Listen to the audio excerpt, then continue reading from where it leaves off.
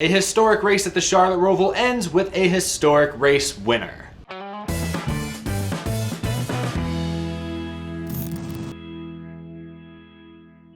How's it going, y'all? My name is Eric and welcome to Out of the Groove on the road once again. I still don't know whose hats these are. Y'all commented in my last video that I must be staying at Jack Roush's place or something with all these hats. That's a good one. I didn't think about that, but no, I don't know where these came from. But I'm still on the road, but I still had a great and very dry seat to watch both yesterday and today's Charlotte ROVAL races. We're going to talk all about the excitement we saw in today's Cup Series event. But first, I want to thank the sponsor of today's episode, Jockey. For the second week in a row, Jockey is keeping me warm and comfortable as the temperatures start to drop. Even in Texas, we've had some fairly cool days the last couple of weeks. So these flannel shirts they've sent me have come in great handy. This one's got kind of a festive style to it, perfect for the holidays, which are right around the corner. This is the Jockey traditional flannel shirt that I'm wearing. It's a super soft brushed cotton that's perfect for fall temperatures. Reach for this flannel every day and every race. Get yours at jockey.com. They've got everything you need to stay warm and comfortable this season. Again, visit jockey.com today to get yours. There's only one Jockey, crafting comfort since 1876.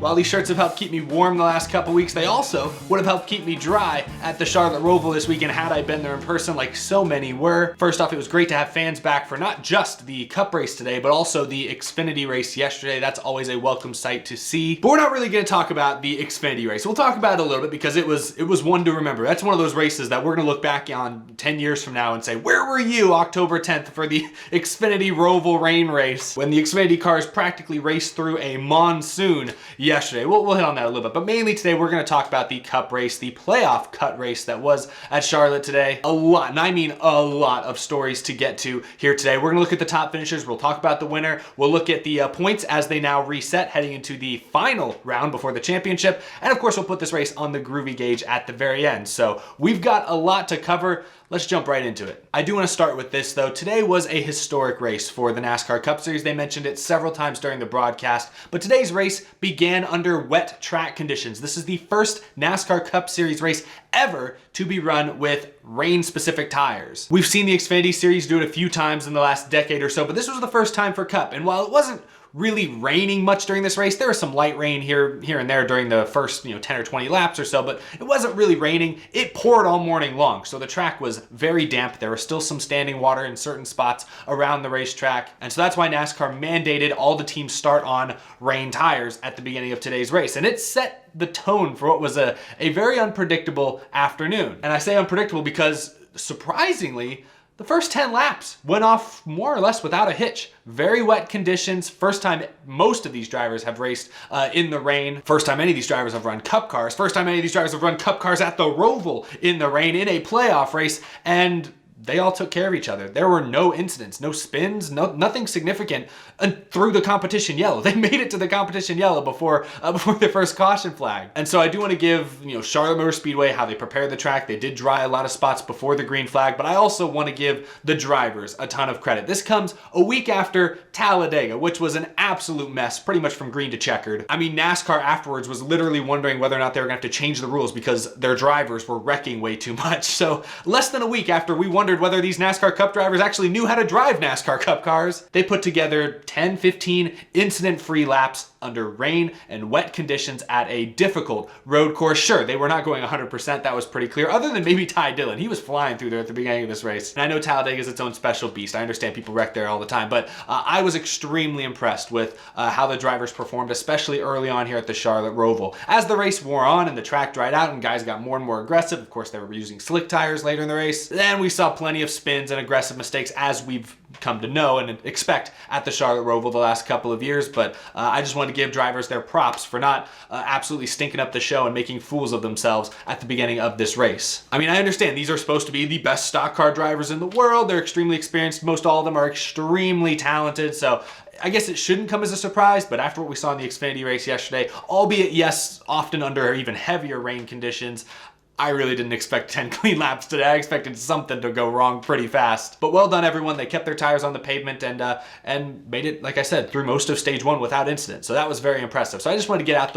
that out the way right now. But as the race wore on, ultimately it was Chase Elliott. With another historic detail added to today's race, the win was quite historic in that it was Chase Elliott's 4th straight road course win. That is the 2nd longest streak now of all time. He's chasing Jeff Gordon, who won, I believe, 6 straight road courses in the late 90s and into the early 2000s. But Chase Elliott just broke a tie with, Tim Richmond, Tony Stewart, David Pearson, and some great all-time drivers to move now into 2nd on that all-time list. What a run for Chase Elliott. He was many people's pick coming into this race, but early on, he didn't look unbeatable. I mean, yeah, there was some varying conditions, guys pitting for tires out of sequence, but the first 2 stages, I thought Chase had a top 5 car easily, but I didn't expect him to run off and hide like he did at the end of this race. But sure enough, Chase Elliott returned to his 2019 ROVAL form, where he just whooped the field at the end of last year's race, and he was virtually untouchable for probably the last 20 or 30 laps of this thing. Chase Elliott, of course, is the one who replaced Jeff Gordon back in 2016 when Gordon retired.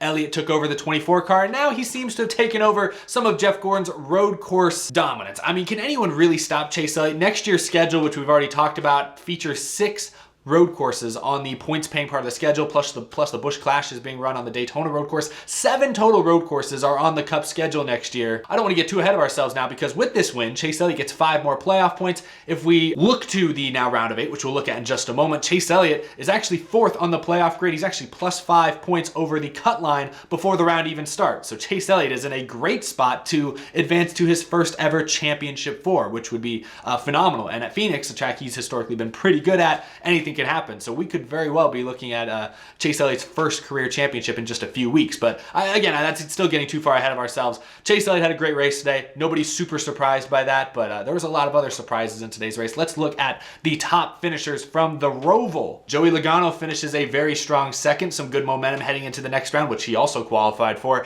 Eric Jones, who's still looking for a ride for next season, with a strong 3rd place run. Kurt Busch gets a top 5 as well. Despite getting 360 by Martin Truex Jr. on the final lap, he still held on to a top 5, and finishing 5th, of course, Ryan Blaney, who actually spun out while leading late in this race, so impressed that he came back to finish top 5, but he very well could have been in contention for the win. William Byron led a lot of laps in this race. He finished his 6th, good run for him. Martin Truex Jr. was running 4th until he spun out in the backstretch chicane on the final lap, so he ends up finishing 7th. Still a solid race for Truex, who also advances. Alex Bowman finishes 8th. He at one point came over the radio in the later portion of this race saying that he didn't feel good, seemed to be, as he put it, kind of anxious behind the wheel, but he battled through it to come home with a top 10 finish. He battled for the lead late in this race, and I don't know, I don't really blame Alex Bowman for maybe being a little anxious, because in the final stage of this race, Joey Logano and Alex Bowman were kind of racing themselves within the bigger race as a whole. You don't see him there in the top 20, but we have to talk about Kyle Busch, who is of course the defending series champion. He came into this race virtually in a must-win scenario and actually was involved in a number of incidents. He got damage on a restart when Clint Bowyer made it 3 wide and kind of sideswiped his left front. Later on, he actually made contact with Austin Dillon, and Austin Dillon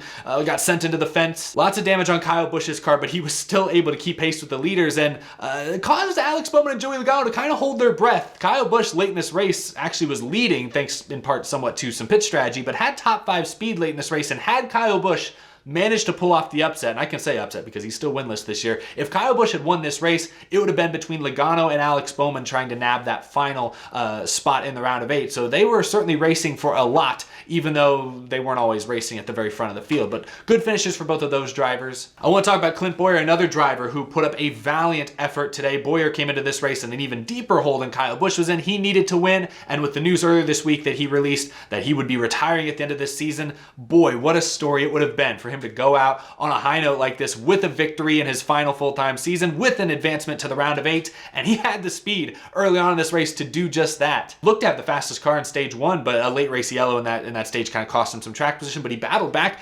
I would say even late in this race had a top 5 car until a stack up on a late race restart basically blew out the nose on that thing, really hurt his car aerodynamically, hurt his car speed-wise. He still battled back for a top 10 finish. plenty of resilience from Clint Bowyer's team. Both he and Kyle Busch, we'll look at the points in a minute, went down swinging. And I gained a lot of respect for both those drivers and those teams from their performances today. Other notable finishers, Kevin Harvick and Denny Hamlin, neither of them really ran in the top 10 much of the day at all. In fact, Hamlin looped it around several times during the course of this afternoon. Aric Almirola and Austin Dillon actually end up finishing in the top 20, but both those drivers needed basically to win today if they want to move on past this round. So with that being said, let's go ahead and talk about the 4 drivers who've been eliminated now after the round of 12. Well, really quick, before I do that, I do have to shout out, he's not in the top 20, but I want to shout out Ty Dillon. Got his 3rd career stage win. Like I said earlier, he was fast in stage 1, didn't go very well for him after that, but I wanted to give Ty Dillon his fair shout out. Timmy Hill, top 5 in stage 1 as well. Good job, Timmy. Anyway, now let's look at the 4 drivers eliminated. We'll start with Aric Almirola. I think Aric Almirola really had his eyes set on the round of 8. If Almirola could have made it to the round of 8, I think he would have had a decent shot at advancing to the championship 4. He went on that strong, consistent streak over the summer, but with no wins on the season, he came into this round at a small disadvantage due to his lack of playoff points, and he came into the ROVAL today basically needing a win. Not a particularly strong road course racer himself. He ran outside the top 10 most of the day. So really just stars did not align for Aric Almirola this year, but still a pretty strong season, and we know he'll be back in the 10 car next season, so I'm looking forward to seeing what he can do. His teammate Clint Bowyer also gets eliminated this round. I already mentioned a bit of Clint Bowyer's story, announcing just a couple of days ago that he will be retiring at the end of this season. He'll be moving into the TV booth with Fox Sports at the end of 2020. Bowyer historically is a pretty good road course racer, so we knew he had a shot in today's race, and early on, like I said, he was putting the pressure on guys like Alex Bowman, Joey Logano, Brad Keselowski, guys right on that cut line, because Clint Bowyer seriously threatened to blow the whole thing up at multiple points in this race. Ultimately, it was some badly timed cautions and some unfortunate luck on the restart caused him to get stacked up and damage the front end that put him behind the 8 ball and really never gave him the opportunity to race with guys like Chase Elliott or Joey Logano down the stretch for the win. So certainly a disappointing end, but like I said, Clint Bowyer went down swinging. They brought a fast car, and Clint Bowyer, early on in this race especially, was on a mission. And I think had he avoided trouble, if his car had not been damaged, Bowyer would have been right there with guys like Chase Elliott late in this race as a possible contender for the win and for the upset overall. So definitely feel bad for Clint Bowyer. We also have to talk about Austin Dillon. Austin Dillon, man, he was the best story of the playoffs in the first round. He finished 2nd, 4th, and 12th in the 3 races in round 1. Everyone was wondering, where did this Richard Childress Racing speed come from? Well, honestly, it even translated into the 2nd round. He had pretty good speed at Las Vegas until he either ran over debris or had a mechanical issue. I forget exactly what happened, but of course he finished outside the top 30 at Las Vegas, and at that point he kind of was in must-win territory with only 1 win on the season and not a whole lot of playoff points. Last week at Talladega he kind of needed a win, and this week at the ROVAL he needed to win, and again he ran up in the top 10, top 12 today when he was taken out by Kyle Busch. Kyle Busch owned up to it on the radio, said it was his bad. That of course put Austin Dillon even further behind, but he was really never close to contending for the win he needed today. Still came back for a top 20, so shout out Austin Dillon. I hope the speed they showed these last few weeks carries over into the start of the 2021 season. It'd be nice to see them just get off to a great start in 2021 and show the speed they've shown the last few weeks right at the beginning of the year, because if they do that, they could easily point their way into the playoffs next year. And with a lot of other exciting things happening around RCR, you know, Tyler Reddick's back for a 2nd year. We now know Trackhouse with Daniel Suarez is going to have an alliance, a technical alliance with RCR. So that could be a competitive car that RCR is helping to facilitate. Big things could be on the horizon for RCR. I just hope they can bring this playoff speed they've had to the start of 2021. But lastly, the 4th driver eliminated in this round, we have to talk about the defending series champion, Kyle Busch. I'm not going to dwell on the fact that, of course, everyone knows Kyle Busch is still winless. This is the furthest into a season he's gone without getting a win in his long and illustrious Cup Series career. Much like Clint Bowyer, though, I got to give Kyle Busch some credit. He did show great resilience today. Had decent speed early on. I mean, the 18 car has really not had race-winning speed at any race this season. I think Kyle Busch has really been dragging that team as far as he possibly could take them. But after that damage on the restart with Clint Bowyer, and that put him behind the 8 ball, he was upset. I'm surprised Kyle Busch didn't exclaim that the car was killed, as he's done the last several weeks. Kyle Busch is the best guy, I think, in the NASCAR Cup Series at taking a killed race car and still dragging that thing into the top 5 at some point or another, because that's exactly what he did here today. That car, the left front was completely tore up. There was more tape on that thing than sheet metal, I swear. And he drove that car back up into the top 5, actually drove it up to like 3rd or 4th. Now, ultimately, what I think did Kyle Busch in was just inexplicable pit strategy from Adam Stevens and that team. Kyle Busch, on equal tires as the leaders, drove up to like 4th place in the early parts of stage 3. And then when a caution came out and pretty much all the leaders pit, Kyle Busch chose to stay out, even though the team already knew he was really close, if not a couple laps short, of making it to the end on fuel. I don't get why he stayed out. Sure, he got to restart in the lead. He held that lead for all of a lap, just because old tires were not good enough to hold off the fresher tires of guys like Chase Elliott, and everyone knew that. I mean, he had like 20 laps on his tires. He wasn't going to hold the lead. I do not understand what the rationale was keeping Kyle Busch in the lead. Maybe they thought shenanigans was going to happen behind him and they wanted to stay ahead of the possible chaos and carnage. That's the only rationale I can really think of, because ultimately in this race, even with a bunch of cautions after the fact, Kyle Busch still ended up pitting with like 3 laps to go and finished 30th. So he still, even with a bunch of extra caution laps, was not even close to making it on fuel. So ultimately, I do not understand in the slightest why they did not pit with about 30 or so laps to go with all the other leaders, because then they would have restarted maybe 6th, but they would have been on equal tires as the leaders and they could have just raced it out straight up. Like I said, the run beforehand, he drove up into the top 5 on equal tires as the leaders. Why would you not? The broadcast was saying, oh, by staying out, they're putting the race in Kyle Busch's hands. No, they're not. He didn't even have enough fuel to make it to the end. By keeping him out there, they really were putting the race in fate's hands. They were hoping certain cautions would come out. They were hoping for rain to shake things up. They were hoping for chaos behind them. If you pit and take 4 tires with the rest of the leaders, then the race is truly in Kyle Busch's hands, because then it's, equal ground and he has as good a shot at as anyone at, ultimately getting the win. So I don't understand the pit call at the end of this race there. Ultimately, I think that ruined any chance Kyle Busch had of racing his way into victory lane. That being said, I think it was a long shot. Chase Elliott had a much cleaner race car, and we know how great Chase Elliott is here. Even if they pit with the leaders, good chance he doesn't get the win, but I think he would have been in much better position to at least challenge for it. But anyway, NBC pointed out during the broadcast that this is the earliest a Cup Series defending champion has been eliminated since NASCAR began these knockout round formats in 2014. Ever since Harvick won his championship in 2014, the defending champ every year since has at least made it to the round of 8, if not to the championship 4. Kyle Busch himself has been in the championship 4, I think more times than not since they've introduced this format. So Kyle Busch being out in the round of 12 is certainly surprising, but we all kind of saw this coming. I mean, I picked him at the beginning of these playoffs to be out this round because the tracks didn't line up great for him, and ultimately this season just has not been your typical Kyle Busch 18-car season. So definitely disappointing, but like I said with Clint Bowyer, they brought a fast race car and Kyle Busch put up a valiant effort. He ultimately couldn't overcome the damage, couldn't overcome the bad pit strategy, the fuel, lack of fuel. And Kyle Busch did his best. He was not the reason they didn't make it to the next round today, in my opinion. Now, if we briefly look at the points, 8 drivers remain. Kevin Harvick and Denny Hamlin, as the points reset, once again find themselves at the top of the playoff grid. But like I mentioned earlier, watch out for Chase Elliott. He is currently in the top 4. Some of those guys a little further down in the rankings, of course, with less playoff points, less wins, etc., etc. They're going to have a bit of ground to make up at Kansas next week, then Texas, and then Martinsville. 2 races this round will feature the 550 horsepower high downforce package, and then, of course, Martinsville, the paperclip, the short track, as they call themselves now apparently, will be featuring the low downforce, higher horsepower package. So best of both worlds a little bit in this next round. Going to be exciting leading into Phoenix. We'll talk much more about the next round of the playoffs as the week goes on, but for now, let's put this race on the Groovy gauge. I think NBC made a little bit of a marketing mistake after yesterday's Xfinity race, which to me, the first half was an absolute mess. The rain was just way too heavy. Cars they just weren't drivable. Second half of yesterday's Xfinity race was pretty fantastic, actually, but the first half was an absolute clown show. I think after the chaos that we saw yesterday with all the rain in the Xfinity race, NBC made a mistake by marketing the Cup race all night yesterday, all morning today, as a rain race. That's all I saw leading up to today's race was,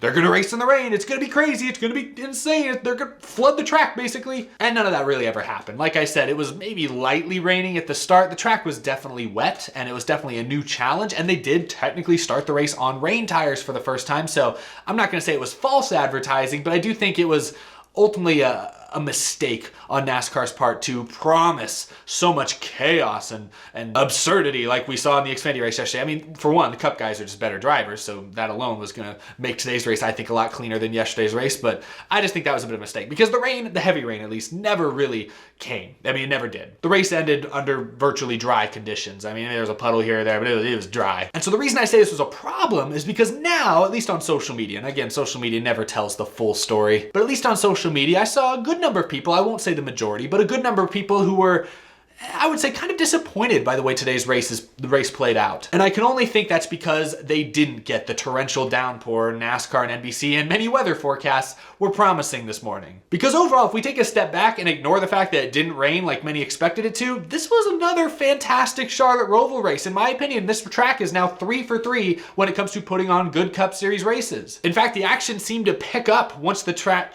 got drier and drivers got a little more aggressive, got a little greedy with it. That's when we saw more mistakes, and that's when really action picked up. The rain was fun in stage 1 because it allowed for some unique tire strategies, and that's what ultimately allowed guys like Ty Dillon and Timmy Hill to get stage points at the beginning of the race. But as the race went on and the track got drier and it just turned into a normal road course race, I still thought it was a fantastic race. Yeah, the last 7-8 laps were kind of dry because Chase Elliott drove off and nobody was going to catch him. But even though Chase Elliott was in his own zip code, I mean, like I said, Martin Truex Jr. in 4th place spun out on the last lap. The 51 car, unfortunately, blew a tire coming out of the oval turn 4 on the last lap, which, I mean, you hate to see guys get their equipment tore up on the final lap like that, but I mean, again, not to say that means there was still action happening. This race was action-packed all throughout. Honestly, the Charlotte Roval is officially, if it wasn't already, it definitely is now. It's my favorite road course on the Cup schedule. I love Watkins Glen. I think Cup cars handle beautifully at Watkins Glen, but the Charlotte Roval now is batting 1,000.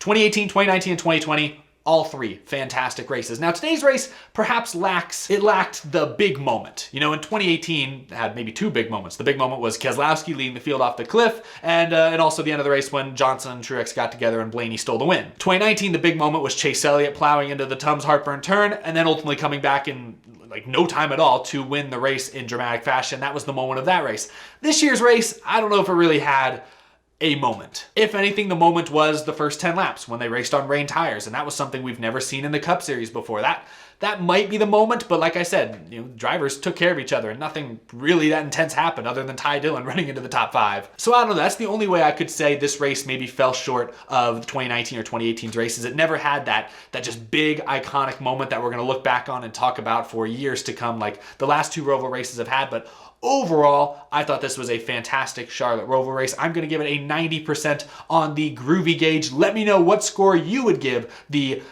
what is it called? The Bank of America ROVAL 400. See, that's how you know a race is good. It's had the same title sponsor now for 3 years in a row. Bank of America is getting their money's worth because they know people love it. Anyway, but no, yes, let me know what score you would give the Charlotte Roval race today. I'm giving it a 90%. Very, very good race. And like I said, I am kind of glad it wasn't as sloppy and messy and chaotic as yesterday's Xfinity race was, especially because it's a playoff cutoff race. There's a lot more on the line than in your average race, say in like May. If the Charlotte Roval was running May or June, oh yeah, I would love to see a sloppy mess like we saw in the Xfinity series. Just why not? I mean, that's just another crazy regular season race, spice things up. But for a playoff cutoff race, you know, I want there to be a little more consistency. I do want the track conditions to be drivable, which they were not in the Xfinity race yesterday. But 90% for me, Cup Series race.